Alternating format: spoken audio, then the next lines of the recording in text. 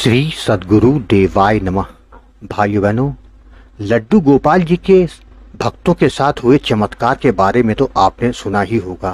कैसे वो भक्तों के साथ तरह तरह की लीलाएं करते हैं।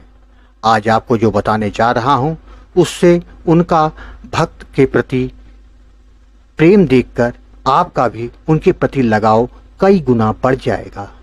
इस कथा को जानने के लिए इस वीडियो को आखिर तक अवश्य देखिएगा।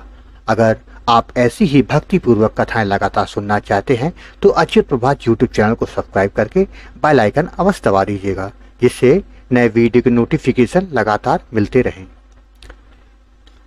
यह कहानी मथुरा से कुछ मील दूरी पर बसे एक पिछड़े गांव की है, जो आज भी आधुनिकता से दूर है, लेकिन कृष्ण लीला वहां पर आपको आज भी देखने को मिलेगी।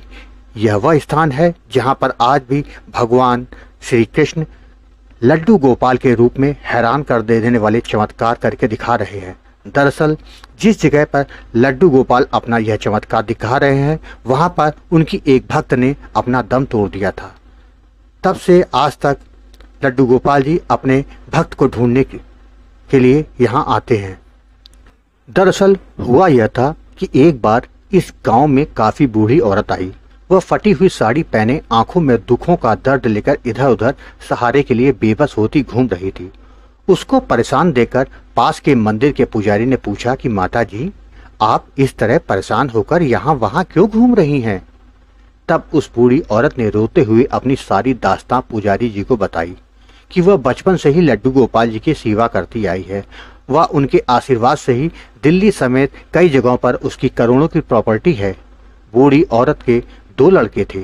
वह चाहती थी कि उसके बाद लड्डू गोपाल जी की सेवा उसकी दोनों बहुएं मिलकर करें और घर में सुखमय वातावरण बना के रखें। लेकिन बूढ़ी औरत की दोनों बहुएं उसकी जमीन जायदाद के लिए हमेशा लड़ती रहती थीं, जिसकी वजह से घर में दिन रात क्लेश होने लगा।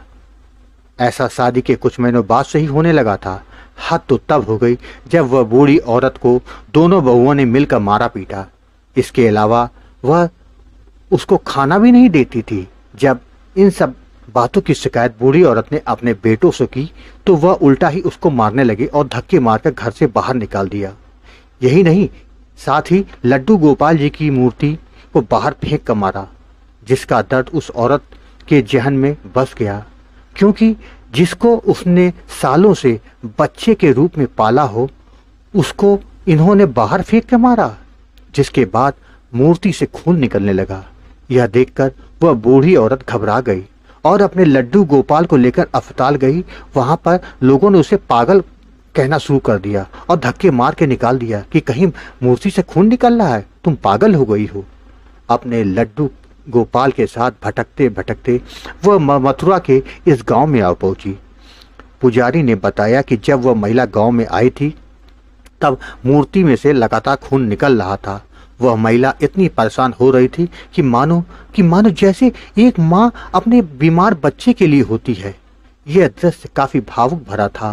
फिर उस बूढ़ी औरत ने पुजारी जी को लड्डू गोपाल सौंप दिया और कहा कि इनको अस्पताल ले जाओ, ये ठीक हो जाएंगी। यह कहकर उस बूढ़ी औरत ने अपना दम तोड़ दिया। फिर उसके घर वालों को बुलाया गया और उसका अंतिम संस्कार करवा दिया गया।